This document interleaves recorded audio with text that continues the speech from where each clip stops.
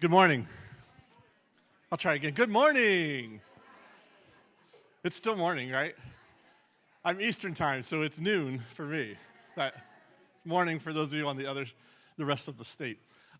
Thanks for being here with us this morning. I'm Michael Stone with the Public Education Foundation with the Southeast Tennessee STEM Hub. Excited to see all of you. I see lots of familiar faces, but even more like not familiar faces, which is really exciting because we would love to continue to grow our connections and our impact, and like new people in the room is a great thing. So it's great to see all of you here. I'm gonna jump right in and get started. I'm a dad to 4 daughters. I have a 6-year-old at home, and my 6-year-old has recently discovered the phenomenon known as opposite day. And you may be familiar with opposite day. We've gone through this stage. I have a 14-year-old and 11-year-old also ahead of her, so we've been through this rodeo once or twice already. But we're running through that exciting, like, she just found this out last week, so we're driving her to school, and she's doing all the things that a kindergartner does when they discover opposite day. She ran into my room before we came up this week. She ran into my wife and I were sitting in the bedroom. She ran in and goes, "Guys, Coco," her dog, "just chewed up all of my shoes." And we're like, "What?" Jump out of bed. "Oh, I'm just kidding. It's opposite day." We're like, okay, or worse, her little sister, she comes in and goes, Haven just pooped in the potty." "Just kidding, it's opposite day." Which leaves us wondering which part of that was opposite. I have no idea what time. Well, it turns out she knew about opposite day at TSIN at this summit because I went to dinner with teachers last night and I heard several teachers saying things like, "I'm not busy at all. No one has put anything extra on my plate this entire year. I've received all the support and supplies I could ever need in my classroom." I had no idea my 6-year-old was Nostradamus telling us where to go. As we jump in this afternoon, or I guess this morning still, just wanted to say, have you had a great time at the summit this year? That was not enthusiastic. Try again. Have you had a great time at the summit this year? I really have. I think the organizers should be commended. We're at a time in our world where, as the speaker talked about, Crystal talked about this morning, stuff is changing like fast. I gave a presentation last week to a group of educators on generative AI, and I told them, like, I'll have to change most of the slideshow next week. And sure enough, Monday came, and literally probably half of the slide deck was no longer relevant. The whole ecosystem is changing on an almost daily basis. In a world where technology is changing at that kind of ridiculous rate, I've really appreciated this week the focus on, like, yes, to be in STEM, we've got to be aware of those changes, and we have to be on purpose staying up with those changes. But it's been wonderful to have, like, this refreshing element of human connection, to remember that, like, we got into this business for people. I think they've done a great job of making us really sort of retain that human element as we've gotten into this work. We want to do a little bit of that today. My friend Thomas C. Murray, he's written a book called Personal and Authentic. It's a great book if you haven't read it. He's written it to educators. And he says this. He says, education must always remain personal and authentic.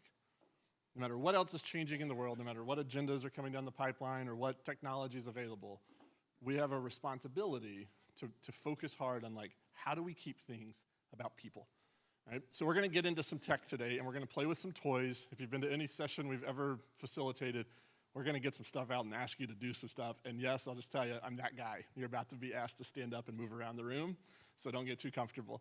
We should close the doors so you don't leave. But before we do that, I wanted to share a little bit of some stuff that's coming up. So we're gonna, I didn't make that slide. There's this one. We're gonna go to that one in a moment. I want to share some opportunities that are available for folks in the Southeast Tennessee region. We serve as one of the 7 STEM innovation hubs across the state with the TSIN, and increasingly we're trying to focus our energy to make sure we're providing support that's tailored and targeted. That takes a number of different forms. So I'll encourage you, please follow us on social media. We're at PEF Innovation on any social platform. We're pretty active there, and anytime we have opportunities coming up, we always post about them. We do our absolute best to keep everything free and when possible provide a stipend. We are a group of teachers. I was a classroom teacher for 10 years. We deeply value your time, your energy, your commitment. So we want to make sure that we do that in all of our work. So follow us on social if you don't, because it's a great way to stay involved. We are based in Chattanooga. We do a lot of work with Hamilton County schools, but almost none of our programs are restricted to Hamilton County schools. So if you're not in Hamilton County, in a region, in other districts outside of Hamilton County, we would love to have you involved and have several of you who've been participating with us for several years. So stay up with us there. One of the programs that we've been offering since we started, so we just finished our 10-year anniversary, but it's actually our 11th year. We doubled up during COVID, is our STEM Fellows work. There's a bunch of you. Would you raise your hand if you're a STEM Fellow? Alone? Yeah, there's a bunch of you.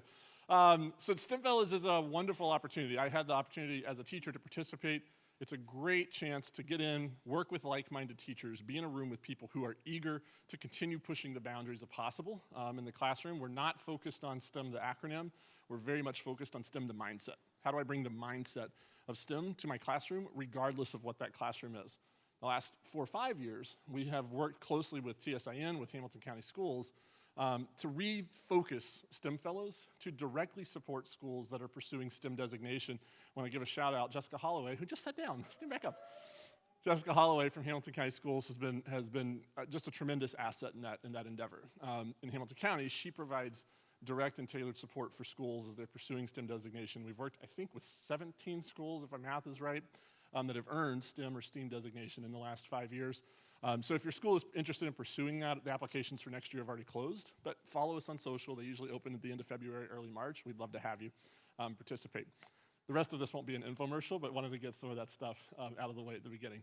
The next thing we want to talk about is a program that we've actually been piloting for the last year privately that we're going to be making available for free across the state.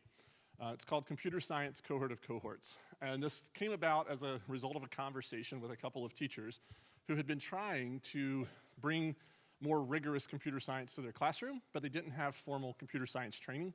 So we're looking at how do we get deeper, more rigorous, how do we get out of the shallow end of computing?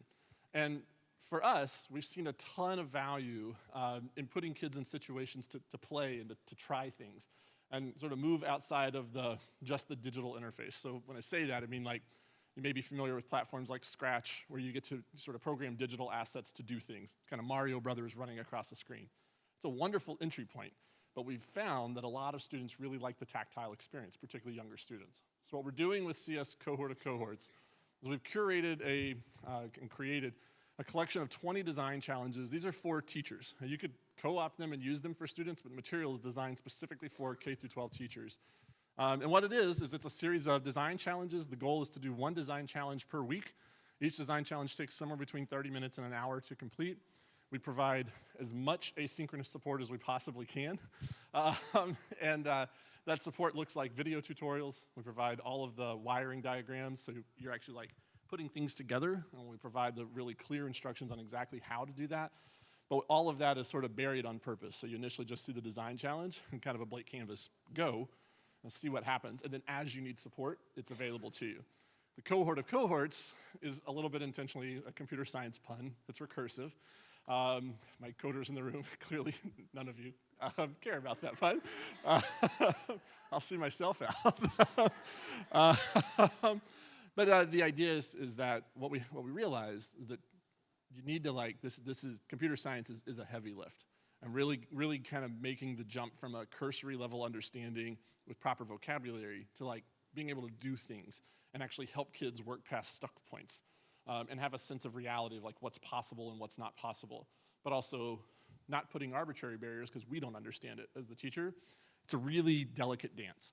And so the Cohort of Cohorts idea is to form a small group of teachers at your school, 5 to 7. The idea is that there may be absolutely no experience in the group at all, but have one of you be a cohort leader, and you would convene weekly with your small group of teachers to go over the design challenges, hold each other accountable, try to help if I got stuck here and you didn't help me get past that stuck point.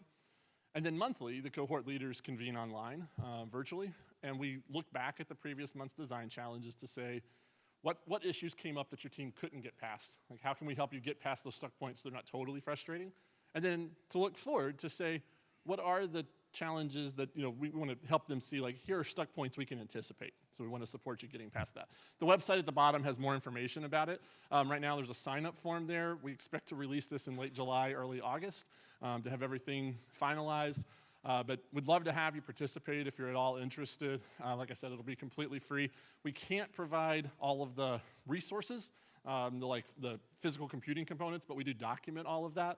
And the majority of the things can be done online with simulators. So if you don't have access to the physical things, you could at least still participate in the programming. I'm going to pause there for any questions about those things before we move on. Great. So we come to conferences, and we're fast moving, and we're doing a lot of stuff. And it's really easy to have a little bit of the drinking from a fire hydrant syndrome and go home and my dad's a pastor, so I reflect a lot on going home from church camp, and you have this high, and then Monday comes, you're like, what did I do last week? Right? What was going on? It was amazing. What was it? I don't remember. Want to be intentional for a moment. We talked earlier about being personal and authentic and keeping that human component. I'm guilty of this, so I want to do this with you. We're going to literally carve out 1 minute. So for 1 minute, I'd like you to take your phone out. Go ahead. Take your phone out. I'm going to ask you to scroll through your contacts. If you're like me, you may have a hard time finding your contacts because it's buried in a folder. I just go to my phone normally, but find your contacts app, start scrolling through your contacts. Here's what you're looking for. Find someone you haven't connected with in a while that you should have. Just life has gotten in the way and you haven't connected in a while with them. Shoot them a quick text. Mine last week was as simple as, hey man, been too long. Hope everything's well, would love to catch up. So take about a minute and do that.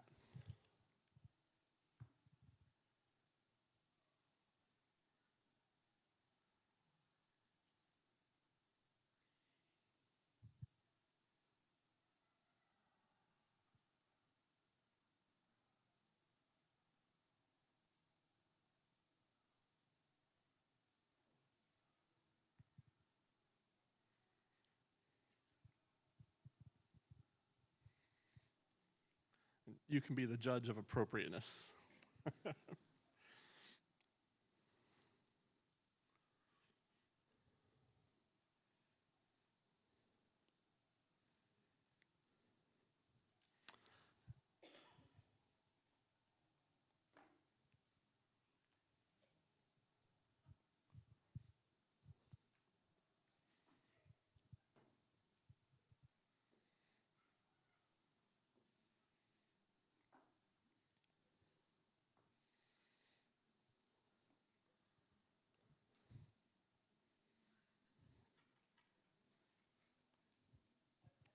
Okay, you can finish your texts. I think we're all curious what's happening over there.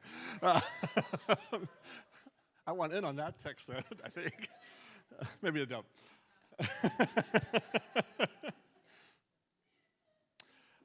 So a few years ago, I was at a church, and I was visiting a Sunday school classroom, and I saw the Sunday school teacher walking around with little kids. They were probably 5 to 8 years old in the classroom, and she had walked around, she had given them an assignment.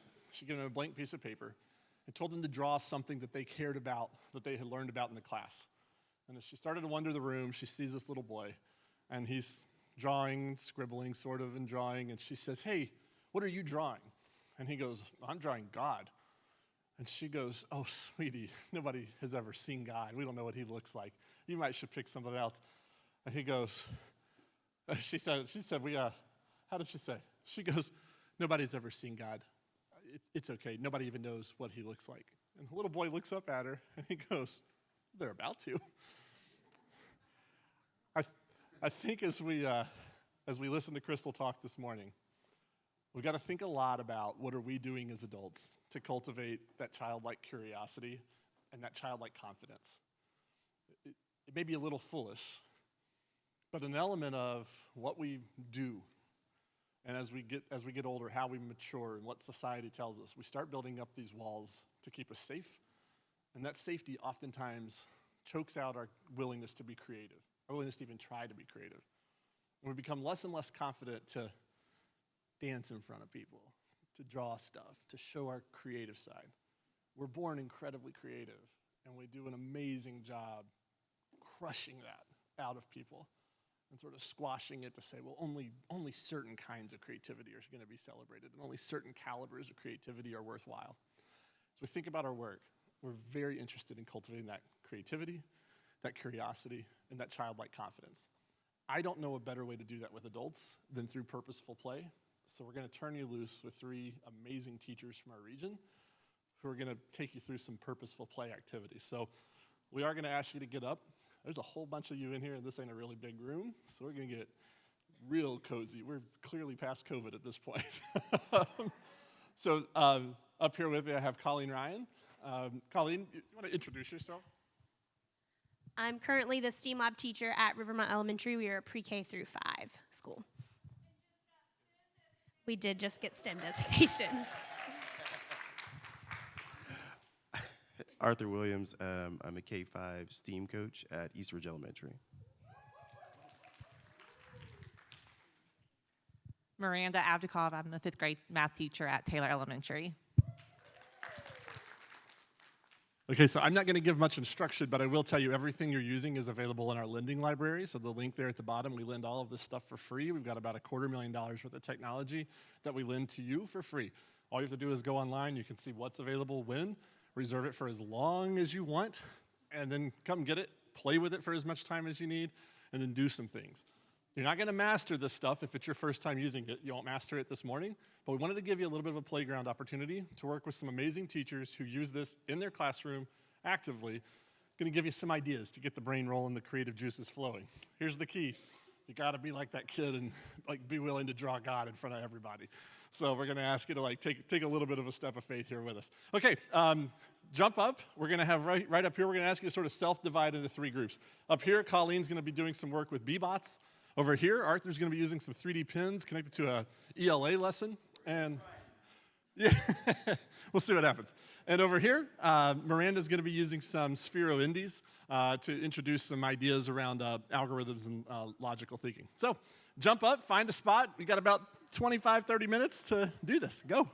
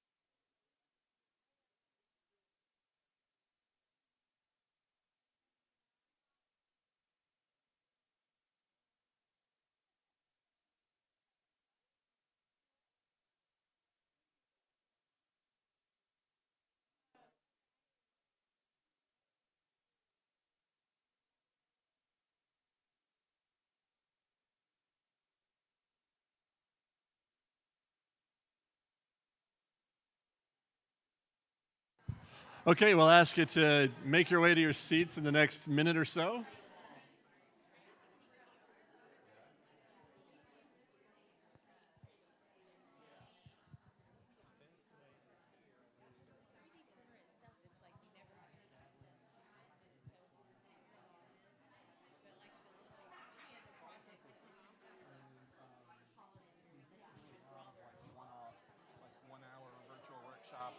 We come out wherever to do stuff at schools too, and that's a good way to just sort of get the foot in the door and just sort of get stake connected.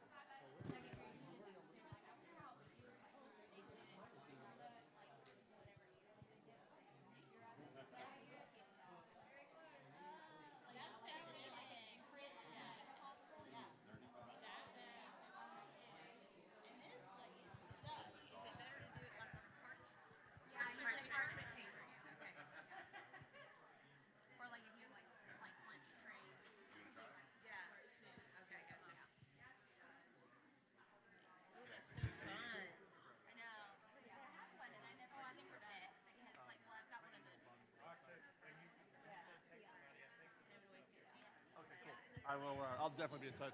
We've worked a lot with Candace Belt at Walker Valley. I think going in a circle like that is a lot harder.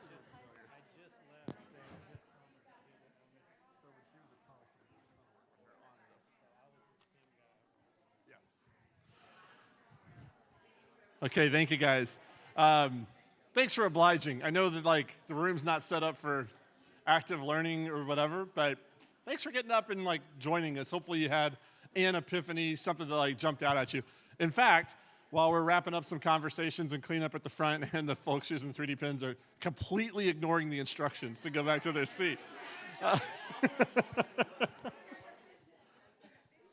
So what I'll ask is those of you who have returned to your seats, I'd love to just give you an opportunity to give some quick feedback. Here's the feedback we'd love. You can say anything, but we'll give you an opportunity to say something like this. I'd love to hear any ideas that sparked for you that you could go back and use any of this stuff in your classroom, or maybe not this stuff, but it sparked an idea you might use in your classroom or at your school.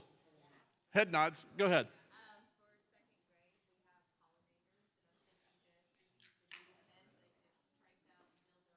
You're Hamilton County, right? Yes, sorry, East Ridge. So second grade, we've got EL curriculum that you do a section on pollinators. Talked about using 3D pens to go in and like create models of their pollinators, right? Low point of entry can do really complex stuff. Right? Love any technology that gives us that opportunity to go, I can play and learn it almost immediately, but over the next 5 years, I can refine and get better and better and better. That's powerful. Anybody else?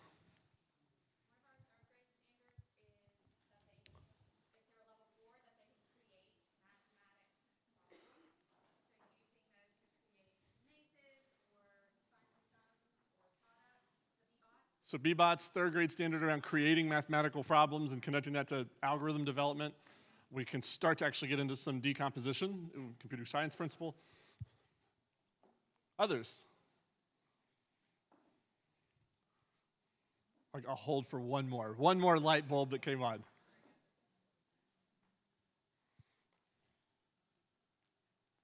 Nothing. Oh, the question, what are you going to do with this? What's the spark? Did it spark any ideas for you?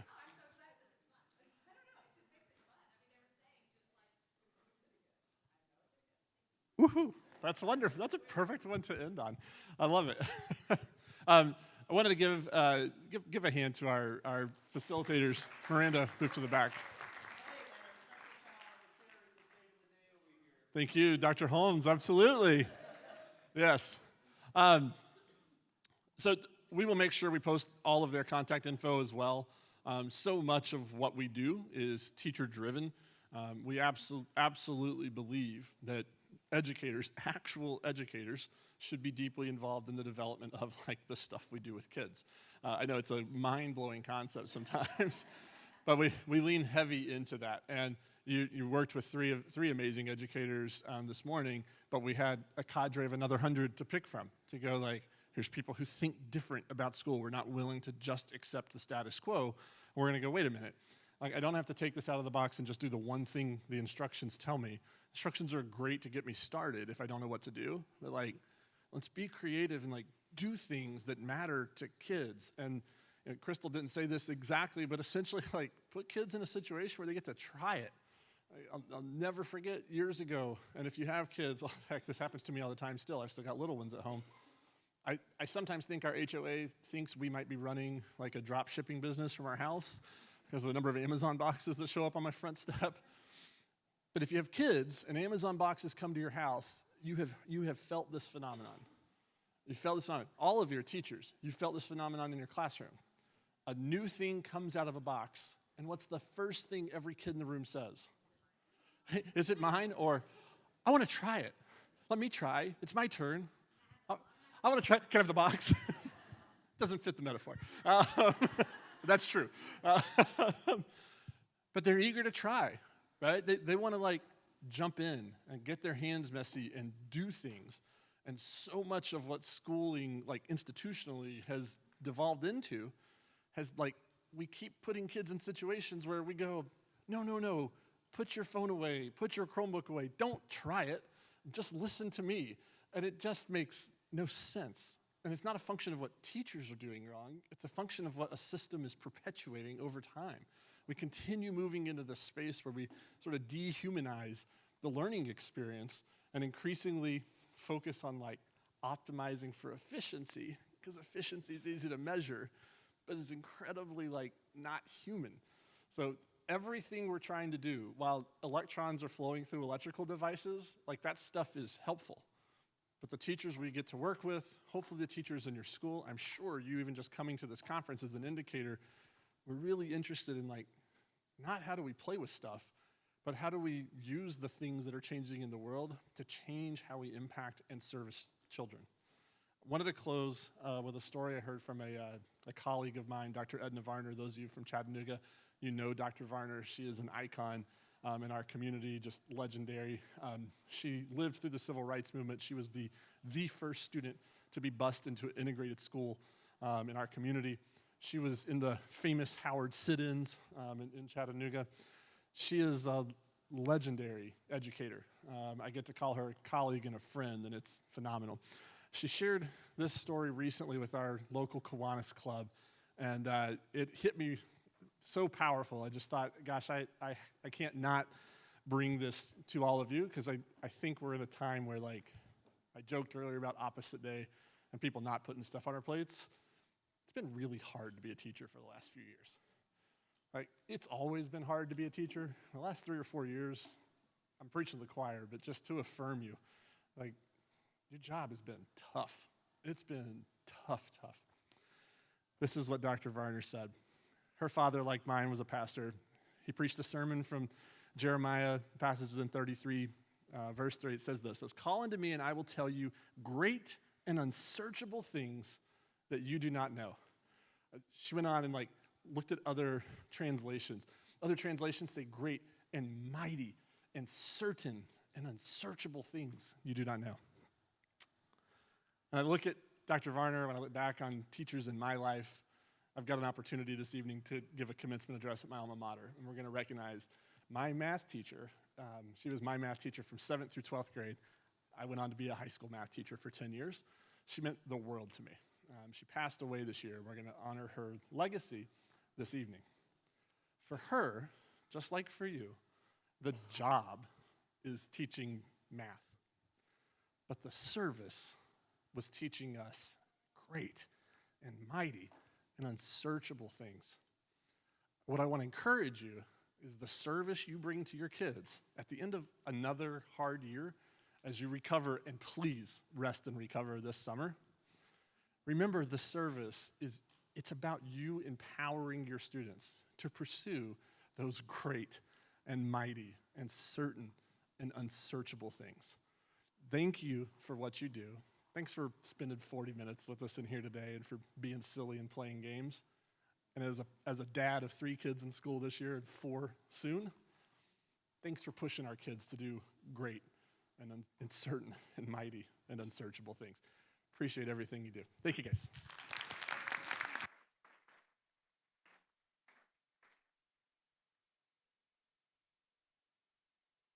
I forgot. We have a giveaway. Well, it's not that good, but We do have a thing to give away. So we're going to reserve this because you were such team players. I know all the tech we used this morning, because of we had such limited time, was all pretty elementary, and by that I mean completely elementary.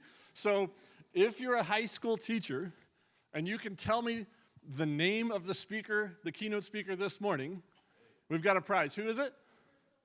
Are you a high school teacher? Oh, I need a high school teacher who can tell me that name. Anyone? Crystal Washington, great. Here you go. Okay, thank you. Now you can leave. If you'd like one of these